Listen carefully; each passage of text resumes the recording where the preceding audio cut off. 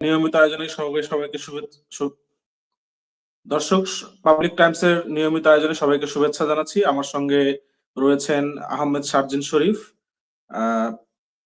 শারজিন শরীফ, আপনাকে স্বাগত। ধন্যবাদ। আরিফুল ইসলাম, কেমন আছেন আপনারা? জি, ভালো।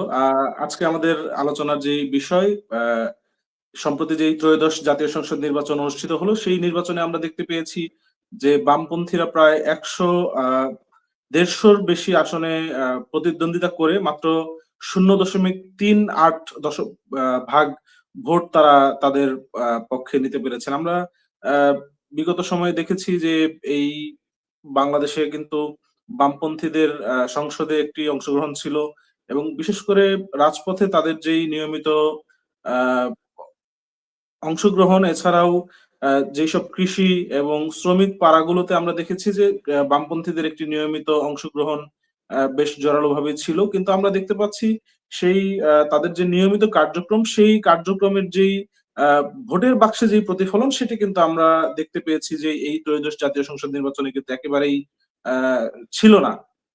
তো আমরা সেই বিষয়টা নিয়ে আলাপ করব যে এখানে এই দেশে তো বামপন্থীদের একটি বৃহৎ ইতিহাস রয়েছে। আপনিও একসময় এই বামপন্থার সঙ্গে যুক্ত ছিলেন। তো প্রথমেই জানতে চাইবো যে কেন আসলে আপনার কাছে কি মনে হয় যে বামপন্থীদের ভোটের বাক্সে কেন সেই বামপন্থীদের যে সংগ্রাম, সেই সংগ্রামের প্রতিফলন কেন ঘটলো না?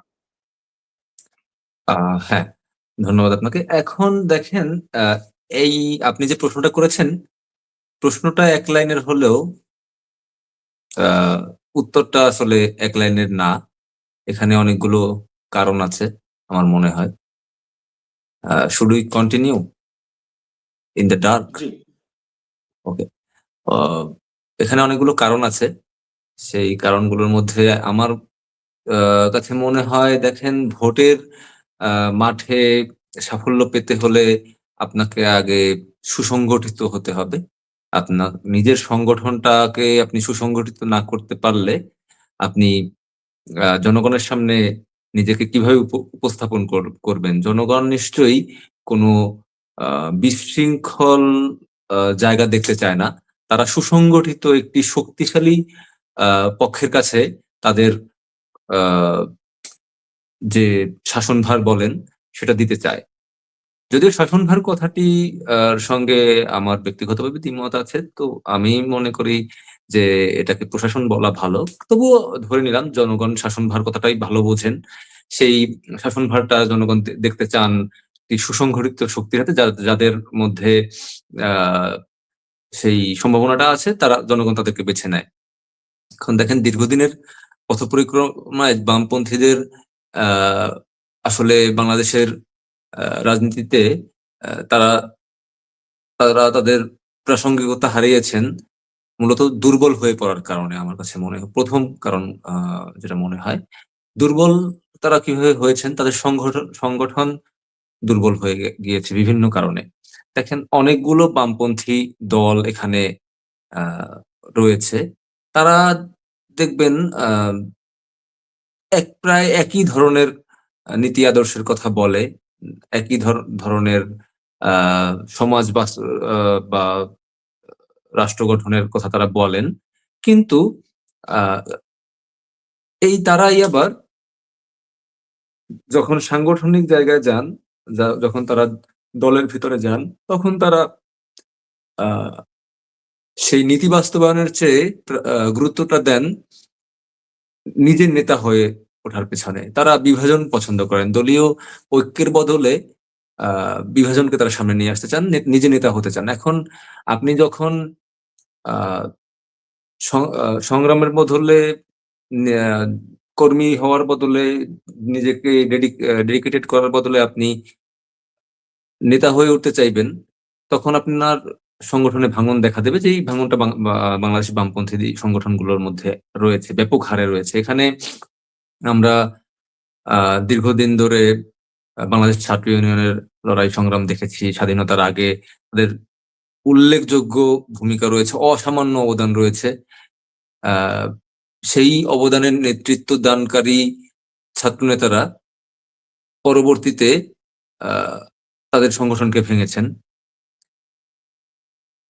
আবার তারা নতুন একটি বামপন্থী রাজনৈতিক দল বানিয়ে সেটার প্রধান হওয়ার চেষ্টা করেছেন বা প্রধান হয়েছেন, যার ফলে এটার প্রভাব সারা দেশে রাজনৈতিক পরিমণ্ডলে পড়েছে। তিনি হয়তো একটা দুটো আসনে, আমি নাম উল্লেখ করেও বলতে পারি, রাশেদ খান মেননের কথা বলা যেতে পারে এখানে। তিনি বাংলাদেশ ছাত্র ইউনিয়ন কে তিনি এবং মতিয়া চৌধুরীর দ্বন্দ্বে ছাত্র ইউনিয়ন প্রথমবারের মতো ভাঙন হয়। তো তারপরে তারা রাশেদ খান মেনন তার নিজস্ব পার্টি করেন, মতিয়া চৌধুরী চলে যান আওয়ামী লীগে। এর ফলে কি মেসেজটা গিয়েছে জনসাধারণের কাছে বা ছাত্র সমাজের কাছে? তারপরে ধরুন ৯০ দশকে এসে সম্ভবত ৯১-এ নুরুল ইসলাম নাহিদ তিনি পার্টি সেক্রেটারি থাকাকালীন কমিউনিস্ট পার্টিকে ভেঙেছেন। এরপরে আপনি দেখবেন জাসদ একটা সময় বাংলার রাজনীতিতে একটা ধ্রুবতারার মতো তাদের উত্থান হয়েছিল। সারা বাংলাদেশের প্রত্যেকটি ইউনিয়নে এখনো বলা হয় যে জাসদের রাজনৈতিক কার্যালয় রয়েছে। আমি ব্যক্তিগতভাবে বাংলাদেশের অন্তত ২০০টি উপজেলায় তাদের রাজনৈতিক কার্যালয় রয়েছে বলে দেখেছি। বন্ধ অবস্থায় থাকলেও রয়েছে, হয়তো কার্যক্রম নেই, কিন্তু কার্যালয়টি পড়ে রয়েছে, তাদের সমর্থক ২-৪ জন আছেন এরকম আমি দেখেছি। সেই জাসদ ভেঙে বাসদ হয়েছে, বাসদ আবার দুভাগে বিভক্ত হয়েছে। এরকম অজস্র বিভাজনের ফলে কি মেসেজটা গিয়েছে জনগণের কাছে? জনগণ তাদের এটা এক ধরনের আস্থাহীনতা তৈরি হয়েছে জনগণের মাঝে। জনগণ তাদের উপরে আস্থা রাখতে পারেননি এর ফলে। দেখেন, এরপরে আরেকটা বড় কথা হলো নতুন ধারার যে পৃথিবীতে যে চেঞ্জটা এসেছে, বিশেষ করে সোভিয়েত ইউনিয়নের মতো একটা বৃহৎ শক্তির পতনের পরে পুরো পৃথিবীতে এক ধরনের পরিবর্তন এসেছে। সেটা রাজনৈতিক পরিমণ্ডলে, অর্থনৈতিক পরিমণ্ডলে এবং অবশ্যই সামাজিক প্রভাব তার রয়েছে পুরো পৃথিবীতে। এটা হয়তো সামাজিক পরিবর্তনটা হয়তো দৃশ্যমান নয়, কিন্তু যখন অর্থনৈতিক পরিবর্তন ঘটে তখন অবশ্যই সেটার প্রভাব সামাজিকভাবে পড়ে। তো এই যে নতুন এক ধরনের বাস্তবতা তৈরি হয় সোভিয়েত ভাঙনের পরে, বাংলাদেশের বৃহত্তম বামপন্থী রাজনৈতিক দলগুলোর মধ্যে যদি আমি কমিউনিস্ট পার্টিকে ধরি, জাসদকে ধরি, তারা আমার মনে হয়নি কেউই এই পরিবর্তনের সঙ্গে নিজেদেরকে খাপ খাইয়ে নিতে পেরেছেন। তারা শুধুমাত্র তাদের নীতি আদর্শ বা রাষ্ট্র পরিকল্পনা, বিপ্লব, এই ধরনের কথাবার্তা ক্রমাগত বলেই গিয়েছেন, কিন্তু সেগুলো জনগণের কাছে পৌঁছায়নি বা পৌঁছানোর ব্যবস্থাটা তারা করতে পারেননি। এই ধরনের এটাও একটা কারণ যে কারণে তাদের কথা জনগণ ভালোমতো শোনেনি বা ভালোভাবে নেয়নি, আসলে গ্রহণ করেনি। এই কারণে দেখবেন যে মানুষ ব্যক্তিগতভাবে অনেক বামপন্থী নেতা রয়েছেন যারা ব্যক্তিগতভাবে তাদের গ্রহণযোগ্যতা রয়েছে, সেই মানুষ তাদের পছন্দ করেন, হ্যাঁ, ভালোবাসেন, কিন্তু ভোট দেন না। হ্যাঁ? এটার কারণটা দেখেন, গত ৪০-৫০ বছরে রাজনীতিতে এক ধরনের অলিখিত পাওয়ার প্র্যাকটিস চলে এসছে। সেই পাওয়ার প্র্যাকটিসটাকে আপনি ভালো বলেন অথবা মন্দ বলেন, মানুষ আসলে একজন এমন একজন বাংলাদেশের মানুষের, অবশ্যই এটা হবে, অন্য কোথাওকার বাস্তবতা হয়তো ভিন্ন। কিন্তু বাংলাদেশের মানুষ বা ভারতীয় উপমহাদেশের মানুষ, তারা আসলে নেতাকে দেখতে চায় শক্তিশালী রূপে। আমি যদি আরো ভালোভাবে বলি, পাওয়ারফুল রূপে। তারা এমন একজন নেতাকে দেখতে চান যার পাওয়ার আছে, যে পাওয়ার হোল্ড করে। বামপন্থী নেতারা প্রায় প্রত্যেকেই আ বেশ পড়াশোনা করা মানুষ, হ্যাঁ? তারা সজ্জন, তাদের শিক্ষাগত যোগ্যতা নিয়ে নিঃসন্দেহে কোনো প্রশ্ন তোলার জায়গা নেই। আ শিল্প, সাহিত্য, সংস্কৃতি, ইতিহাস, অর্থনীতি, ভূগোল, তারা সব বিষয়ে জ্ঞান রাখেন। কিন্তু তারা বাংলাদেশের এই যে পাওয়ার প্র্যাকটিস এর জায়গাটা, এই জায়গাটা তারা ধরতে পারেননি। এর ফলে জনগণ কখনোই বাংলাদেশের মানুষের চরিত্র, ভোটারদের চরিত্র যদি আমি বলি, ভোটার এজ এ ভোটার তারা কোনো পাওয়ারলেস মানুষের কাছে তাদের তাদের ভোটটা দিতে চান না। এটা একটা বাস্তবতা। এরপরে দেখুন, এর ফলে পুরনো ভোটারদের কাছে তারা আস্থা হারিয়েছেন এই সমস্ত কারণে। আহ, একসময় বাংলাদেশের ছাত্র রাজনীতি জাতীয় রাজনীতিতে বড় প্রভাব ফেলতো। যে দলের ছাত্র নেতারা যত বেশি, বিশেষ করে ঢাকা বিশ্ববিদ্যালয়ের কথা আমি বলবো, ঢাকা বিশ্ববিদ্যালয়ে যারা যত বেশি সক্রিয় ছিলেন, যারা যত বেশি আন্দোলনের নেতৃত্ব দিয়েছেন, সেই সমস্ত দলের ছাত্র নেতাদের একটি বড় প্রভাব ছিল জাতীয় রাজনীতিতে। সেই তাদের দলগুলো, তারা যে সমস্ত দলের তাদের যে মাদার অর্গানাইজেশন বলেন, সেই দলগুলো ভোট বাড়াতে সহায়তা করেছেন বিভিন্নভাবে।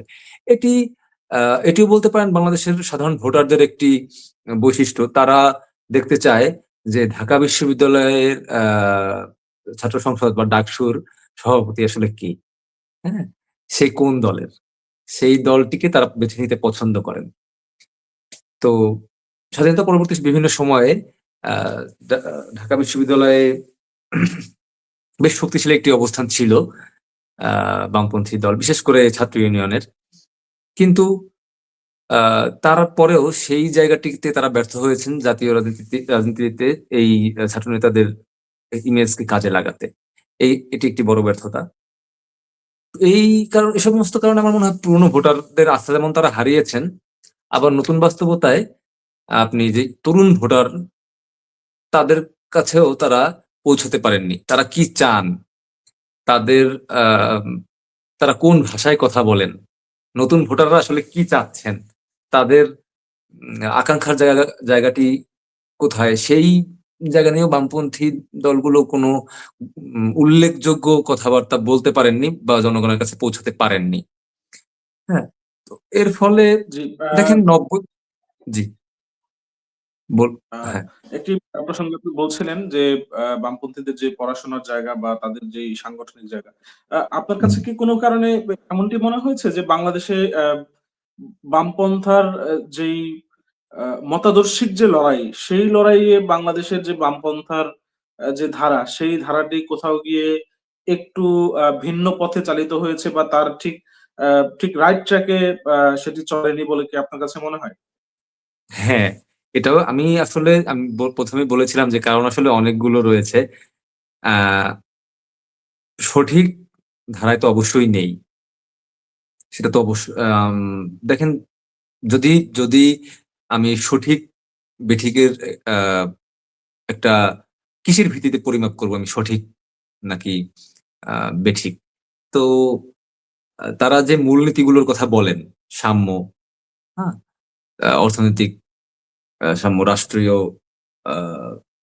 মালিকানা, এই সমস্ত জায়গায় যে বিষয়গুলোর কথা তারা বলেন, সেই নীতি আদর্শ থেকে তো অবশ্যই বামপন্থী দলগুলো, এমনকি একটি বড় অংশের রাজনৈতিক নেতাকর্মী, তারা তো অবশ্যই বিভাজিত হয়েছেন, তারা বিচ্যুত হয়েছেন। হ্যাঁ, এখন কর্মীর বিচ্যুতি মানেই তো সংগঠনের বিচ্যুতি। একটি বড় সংখ্যক কর্মী যদি তাদের আদর্শ থেকে বিচ্যুত হন, তাহলে তো অবশ্যই সংগঠনে সেই প্রভাবটা পড়ে। হ্যাঁ, সেক্ষেত্রে অবশ্যই বলা যায়। আমি উদাহরণসহ বলতে পারি, যেমন ধরেন আহ আহ বাংলাদেশে যে উন্নয়ন সংস্থাগুলোর কথা বলা হয়, যে সমস্ত উন্নয়ন সংস্থা বাংলাদেশে কাজ করে, আসলে তাদের সঙ্গে তো আহ বামপন্থী রাজনৈতিক দলের মূলনীতির তো আসলে মিল নেই, বা দুটো সাংঘর্ষিক। হুম? একটি একটি রাষ্ট্রীয় মালিকানার কথা বলে, আরেকটি বলে যে সবকিছু বেসরকারীকরণ করো। হ্যাঁ, তো এই একটি যেমন এনজিও গুলো, তারা আইএমএফ, বিশ্বব্যাংক, এডিবি, এদের মূলনীতিতে চলে। কিন্তু আহ বামপন্থী রাজনীতির সঙ্গে তো আইএমএফ, বিশ্বব্যাংক, এডিবির যে মূলনীতি, সেগুলো তো সরাসরি সাংঘর্ষিক। এখন যখন আপনি আহ এই সমস্ত উন্নয়ন প্রতিষ্ঠানে কাজ করবেন জীবিকা হিসেবে, এবং আবার বামপন্থী রাজনীতির পরিচয়টাও বহন করবেন, দুটো তো একসঙ্গে যেতে পারে না। আপনি ব্যক্তি জীবনে কি চর্চা করলেন আর আপনি রাজনৈতিক জীবনে তার বিপরীত আদর্শ ধারণ করলেন, সেটা তো হতে পারে না। তাহলে তো বিষয়টা হয়ে যায় আহ আহ, বাংলাদেশে ক্রিয়াশীল বুর্জোয়া দলগুলোর মতো। হ্যাঁ, কারণ তাদের এত মূল আহ, নীতি বা আদর্শকে ভর না করলেও চলে। তারা পপুলিজমের রাজনীতি করে। তাদের যখন যেদিকে হাওয়া বয় তারা তখন সেদিকে কথা বললে, বা যখন যে যে কথা বললে আসলে মানুষ খুশি হয়, এখন সেই কথা তারা বলেন। কিন্তু বামপন্থী রাজনীতির সঙ্গে তো সে জিনিসটা যায় না। তাদের সাংঘর্ষিক একটি বিষয়ের সঙ্গে আপনি জড়িত থাকলে সেখানে কিভাবে আপনি নিজের নীতি আদর্শকে সঠিক পথে পরিচালিত করতে পারেন, সেই প্রশ্নটা থেকে যায়। ভোটের প্রসঙ্গে আরেকবার ফিরি।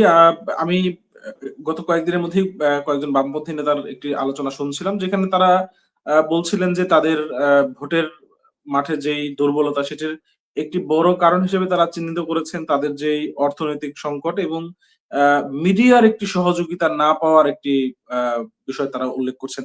কিন্তু আমরা তো জানি যে বাংলাদেশের মিডিয়ায় এখন পর্যন্ত আহ প্রায় প্রতিটি প্রতিষ্ঠানে বামপন্থীদের একটি বড় অংশগ্রহণ রয়েছে। তারপরেও কেন বামপন্থীরা সেই মিডিয়ার জায়গায় তাদের যেই প্রচারণার ঘাটতি, সেটি কেন তারা চিহ্নিত করছেন? দেখুন, অভিযোগ করলে আপনি বহুভাবেই বহু জনকে অভিযুক্ত করতে পারেন যে অমুক আমাকে অ্যাটেনশন দেয় না, তমুক আমাকে গুরুত্ব দেয় না। প্রথম কথা হলো যে মিডিয়া আপনাকে গুরুত্ব দেবে কখন? যখন আপনি উল্লেখযোগ্য কিছু করতে পারবেন।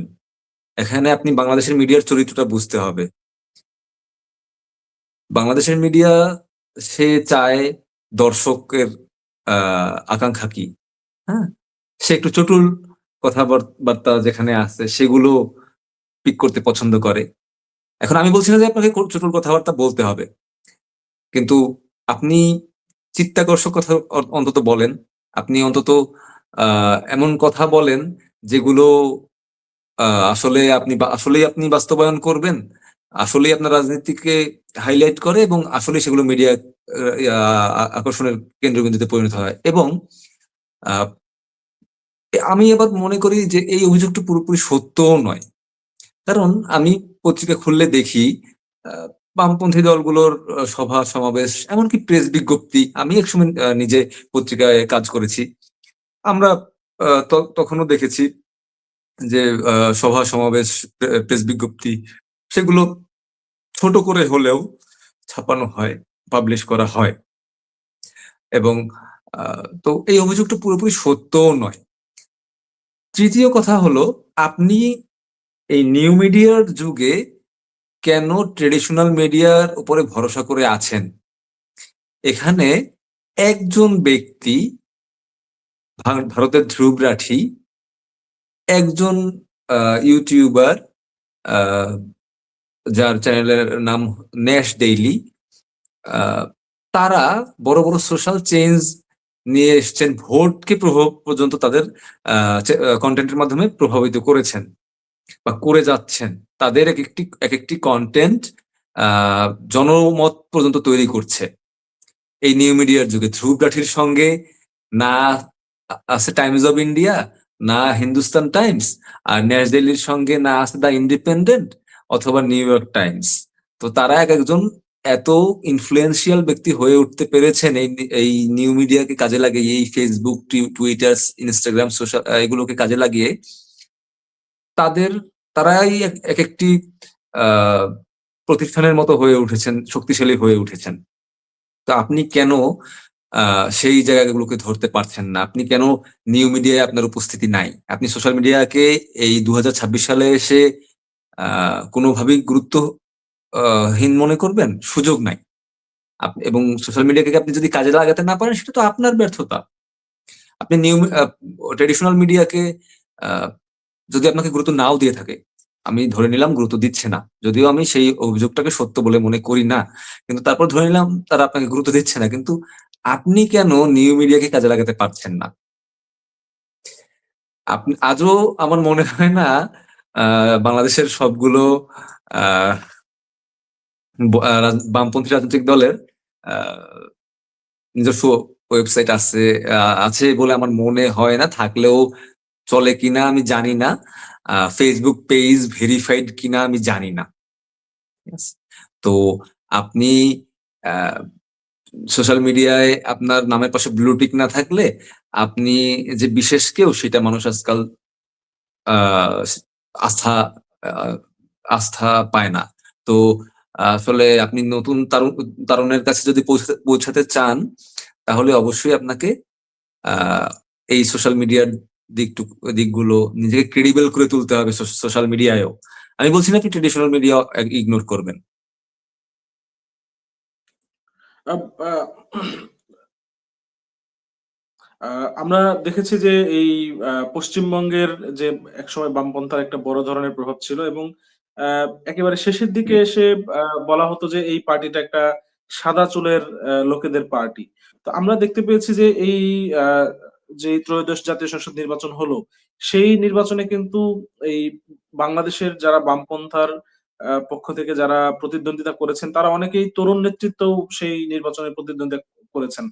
এবং আমরা দেখতে পেয়েছি যে এই দলগুলোতেও কিছু সংখ্যক হলেও নতুন যেই প্রজন্মের লোকজন তারা কিন্তু যুক্ত হচ্ছেন, কিন্তু তারা সমাজকে আসলে কতটুকু প্রভাবিত করতে পারছেন, বা তাদের আকর্ষণের জায়গাটা কি ঠিক রয়েছে? কারণ আমরা দেখতে পেয়েছি যে সাম্প্রতিককালে যেই অপরাপর যে সংগঠনগুলো রয়েছে, আমরা দেখেছি ডাকসু নির্বাচনের বিজয়ী ভিপি তিনি জামায়াতের প্রার্থীদের পক্ষে জেলায় জেলায় গিয়ে সমাবেশ করেছেন, বক্তব্য দিয়েছেন, এবং তাদের বক্তব্যে কিন্তু সাধারণ মানুষও আকৃষ্ট হয়েছেন। তো আমরা এই সাম্প্রতিক কালে কিন্তু বাংলাদেশে সেই ধরনের আকর্ষণীয় কোনো মুখ কিন্তু আমরা উঠে আসতে দেখিনি। এটার কারণ কি আসলে? আচ্ছা, দেখুন, আমি শুরুতেই বলেছিলাম যে সারা বাংলাদেশের মানুষ তাকিয়ে থাকে ঢাকা বিশ্ববিদ্যালয়ের ছাত্র সংসদ বা ডাকসুর ভিপি কে হলেন সেদিকে। খুবই গুরুত্বপূর্ণ একটি জায়গা। বাংলাদেশে ঐতিহাসিকভাবে ডাকসুর ভিপি সেটি একটি গুরুত্বপূর্ণ জায়গা, এবং সেই জায়গাটি আপনার যে সংগঠনের কাছে সেই জায়গাটি আছে তারা ভেবে নেবেন আজ যে দলের কাছে ডাকসুর যে দলের ছাত্র সংগঠনের কাছে ডাকসুর ভিপি পদটি রয়েছে, সেক্রেটারিও না কিন্তু, শুধুমাত্র ভিপি, সেই দলটির প্রচারণা স্বয়ংক্রিয়ভাবে 10% বেড়ে গেল সারা বাংলাদেশে। যে মানুষটা নুরুল হক নূরকে 2016 সালেও চিনতেন না, নূর আমরা দেখেছি তিনি প্রচন্ডভাবে মারধরের শিকার হয়েছেন, তাকে খুব বাজেভাবে প্রহার করা হয়েছে ঢাকা বিশ্ববিদ্যালয়ে। আহ, দেশের সমস্ত প্রধান পত্রিকা শিরোনাম করেছে, বড় করে ছবি ছেপেছে। তারপরেও তার যতখানি না প্রচারণা হয়েছে, মানে আমি বলতে চাচ্ছি যে খবরে আসার মাধ্যমে তিনি যতখানি না পরিচিত মুখ হয়ে উঠেছেন, তার চেয়েও 10 গুণ বেশি তিনি প্রচারণা পেয়েছেন শুধুমাত্র ডাকসুর ভিপি হিসেবে নির্বাচিত হওয়ার পর মুহূর্ত থেকে। এই জায়গাটি গুরুত্বপূর্ণ। একজন নুরুল হক নূরের সংগ্রাম, একজন নুরুল হক নূরের অ্যাক্টিভিটি, এগুলো তার অ্যাচিভমেন্ট হিসেবে নিয়ে এসছে। এখন ডাকসুতে বাংলাদেশের বামপন্থী রাজনৈতিক দলগুলো তারা আসলে আভ্যন্তরীণ রাজনীতি নিয়ে এতটাই ব্যস্ত, দলীয় অন্তর্কোন্দল নিয়ে এতখানি তাদের বিভাজন, যে তারা আসলে রোডম্যাপ ঠিক করতে পারেন নাই। হ্যাঁ, যে নেতা হয়ে বসে আছেন। আমরা দেখেছি এক একজন মানুষ বছরের পর বছর তিনি সভাপতি, তারপরে আবার আরেকজন সভাপতি হলেন, তার টার্ম শেষ হতে না হতে আবার সেই প্রথমোক্ত ব্যক্তি তিনি আবার সভাপতি হলেন। আমি দলের নাম এক্ষেত্রে নাই উল্লেখ করি। এগুলোই হয়, এক একজন মানুষ সভাপতি আছেন। আমি যখন হাই স্কুলে ছিলাম তখন থেকে দেখেছি একজন সভাপতি একটি দলের, আমার বিশ্ববিদ্যালয় শেষ হয়ে গিয়েছে, কিন্তু তারপরেও দেখেছি যে সেই ব্যক্তি ওই দলটির সভাপতি রয়ে গেছেন। তো অথবা হ্যাঁ, হয়তো দু একটা কাউন্সিল হয়েছে, কিন্তু ওই ব্যক্তি ঘুরে ফিরে এসছেন। তো এর ফলে কি হয়েছে, তৃণমূল নেতৃত্ব থেকে উপরে উঠে আসার সুযোগ ব্যাহত হয়েছে বা এভাবে ব্যাহত হয়। হ্যাঁ, আপনি যদি দেখেন আওয়ামী লীগের ক্ষেত্রে কি হয়েছে। হ্যাঁ, আওয়ামী লীগের ক্ষেত্রে যেটা হয়েছে, একজন ব্যক্তি, তিনি সভাপতি, তিনিই সভাপতি, এবং সেটি সেটি একটি যেন দৈব চক্র, বারবার ঘুরে ফিরে তিনিই আসছেন। এর ফলে তাদের মতো একটি বৃহৎ সংগঠন, তাদের আহ, যে গণতান্ত্রিক চর্চা, সাংগঠনিক গণতান্ত্রিক চর্চা, সেটি ব্যাহত হয়েছে। বামপন্থী দলগুলোর ক্ষেত্রে সেটা হয়েছে। এক একজনের বড় বড় নাম, তিনি এক সময় সাবেক ছাত্র নেতা, ডাকসুর ভিপি, হ্যাঁ, মুক্তিযোদ্ধা, বীর মুক্তিযোদ্ধা, অমুক, হ্যাঁ, কমিউনিস্ট পার্টির সভাপতি বা বাসদের প্রেসিডেন্ট, এরকম আহ, হয়ে আছেন বছরের পর বছর, তারাই আছেন। আমি তো নতুন মুখ খুব কম দেখি শীর্ষস্থানীয় পর্যায়ে। এই যে পদ আঁকড়ে রাখার যে প্রবণতা, সেটি তৃণমূল নেতৃত্বকে অথবা নতুন নেতৃত্বকে দাবিয়ে রাখার একটি একটি কৌশল। তাদের ব্যক্তিগত আমার মনে হয় এটি ব্যক্তিগত আহ একটি আহ, স্বার্থসিদ্ধির জায়গা হতে পারে, বা কেন তারা পদ আঁকড়ে ধরে রাখতে পছন্দ করে না, এটি আমি জানি না। তো আমি জানি না। আহ, হ্যাঁ, জি, আপনি কিছু বলছিলেন। আহ, আহ, একেবারে শেষের দিকে আসবো যে আমরা দেখেছি যে এর আগেও বামপন্থীদের সমন্বিত একটি এক ছাতার নিচে আনার উদ্যোগ নেওয়া হয়েছে। আমরা 90-এর দশকেও দেখেছি, আমরা পরবর্তীতে একেবারে এই 20-এর দশকের শুরুতেও আমরা দেখেছি, কিন্তু সেই উদ্যোগগুলো আমরা সফল হতে দেখিনি, বরং আমরা দেখেছি বামপন্থীদের একটি অংশ আওয়ামী লীগের সঙ্গে যোগ দিয়েছে। আবার আমরা এই ত্রয়োদশ জাতীয় সংসদ নির্বাচনে দেখলাম যে বামপন্থীদের একটি অংশ বিএনপির সঙ্গে গিয়ে এই নির্বাচনে অংশ নিয়েছেন, এবং তাদের মধ্যে একসময় বামদের যে জোট ছিল, সেই জোটের অন্যতম একজন নেতা জোনায়েদ সাকি, তিনি নির্বাচিতও হয়েছেন। আমরা দেখতে পেয়েছি যে বামপন্থীরা কখনো কারো না কারো ঘাড়ে সওয়ার হচ্ছেন, কিন্তু বৃহত্তর বামপন্থীদের ঐক্যের কোনো সম্ভাবনা কি আপনি অদূর ভবিষ্যতে দেখেন, বা সেটি হলে আসলে বামপন্থীদের যেই অগ্রগতি, অগ্রযাত্রা, সেটা কি আসলে আরো ত্বরান্বিত হতে পারে কিনা বলে আপনি মনে করেন? দেখেন দেখেন বাংলাদেশে কোনো বামপন্থী দলের 50 বছরের রোড ম্যাপ আছে কি না আমি জানি না। এখানে আহ, দেখেন, আপনি জামাতকে দেখতে পারেন, তারা খুব সুনির্দিষ্ট লক্ষ্যমাত্রা নিয়ে এগিয়েছে। তারা নিষিদ্ধ হয়েছে বাংলাদেশে একাধিকবার, আবার ফিরে এসেছে, কিন্তু তারা কখনো হাল ছেড়ে দেয়নি, কারণ তাদের একটি সুনির্দিষ্ট লক্ষ্যমাত্রা রয়েছে। অনেকে বলে থাকেন 2030 সালে মধ্যে জামাত বাংলাদেশে রাষ্ট্র ক্ষমতায় আসবে। এটি শোনা কথা, এটি কোনো জামাতের বা শিবিরের কোনো কর্মীর মুখ থেকে অফিসিয়ালি শুনেছি এরকম না, তবে এটি বাজারে প্রচলিত একটি কথা। এখন যা রটে তার কিছুটা হলেও যদি বটে, তাহলে আমরা জানি যে তাদেরকে সুনির্দিষ্ট লক্ষ্যমাত্রা রয়েছে, যে তারা কি করতে চায়। 2030 হোক অথবা 2130 হোক, তারা ক্ষমতায় যেতে চায়। তাদের এটা সুনির্দিষ্ট লক্ষ্যমাত্রা। বাংলাদেশের কোনো বামপন্থী রাজনৈতিক দলের সেরকম কোনো সুনির্দিষ্ট লক্ষ্যমাত্রার আভাসটুকু অন্তত পাওয়া গেছে, বা তাদের নেতা কর্মীরা কি কখনো এরকম কোনো ইচ্ছার কথা অন্তত ব্যক্ত করেছেন আমি শুনি নাই। তারা কোনোদিন বলেন নাই যে 2050 সালের মধ্যে আমরা এই যে আমাদের হতদরিদ্র অবস্থা, এই অবস্থার উত্তরণ ঘটাবো, অথবা এই উপায়ে ঘটাবো। এরকম কোনো ইচ্ছার কথা আমি শুনিনি। সুতরাং যে সমস্ত জোটের কথা, জোট আমরা দেখি, যে সমস্ত আহ যৌথ প্রেস বিজ্ঞপ্তি আমরা নানান সময় দেখি, গণতান্ত্রিক বাম মোর্চা, ইত্যাদি ইত্যাদি। যে সমস্ত সংগঠন, দুঃখিত, যে সমস্ত জোট আমরা দেখে থাকি বিভিন্ন সময়, এগুলো এগুলো তারা কেন করেন? কোনো ঝোঁকের বশবর্তী হয়ে, কোনো একটি মুহূর্তের উত্তেজনার বশবর্তী হয়ে করেন কিনা আমি জানি না। সেই জোটগুলো কেন গঠিত হয়, কেনই বা ভেঙে যায়, কখন ভেঙে যায়? জোট, বহুত জোট তারা এরকম করেছেন।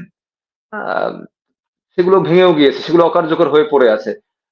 ভেঙে গেছে কিনা আমরা জানি না। জোট গঠনের সময় আমরা প্রেস বিজ্ঞপ্তি দেখেছি, ভাঙনের কোনো প্রেস বিজ্ঞপ্তি দেখিনি। আমরা আবার আবার একই সংগঠনগুলো ঘুরে ফিরে আবার আবার একটি জোট করেছেন, এরকম দেখেছি অন্য নাম দিয়ে। তো কেন তারা জোট করেন, কেন তারা জোট ভাঙেন, এটা এটা আমাদের বোধগম্য নয়। এভাবে জোট করে, কাগজে জোট করে ঐক্য হয় কিনা, এটা তারা ভালো বলতে পারবেন, যারা জোটগুলো করেন, যারা জোটগুলোর উদ্যোগ নেন। এবং এই কাগজে জোট কখনো ভোট আনতে পারবে কিনা, সেটা একটি বড় প্রশ্ন। হ্যাঁ, তো এই সমস্ত, আমার মনে হয় এই সমস্ত জোট কোনোদিনই কোনো বামপন্থা, ডানপন্থা, মধ্যপন্থা যেই করে থাকুক, এই সমস্ত কাগজের জোট কখনোই আহ আপনাকে শক্তিশালী করবে না।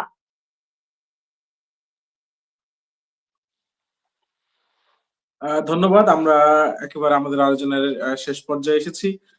পাবলিক টাইমস এর এই নিয়মিত যে আয়োজন, সেই আয়োজন আগামীকাল আমরা যথারীতি অন্য কোনো অতিথির সঙ্গে উপস্থিত হব। সবাইকে দেখার আমন্ত্রণ জানিয়ে আজকের মতো আমরা এখানেই শেষ করছি। সবাইকে ধন্যবাদ।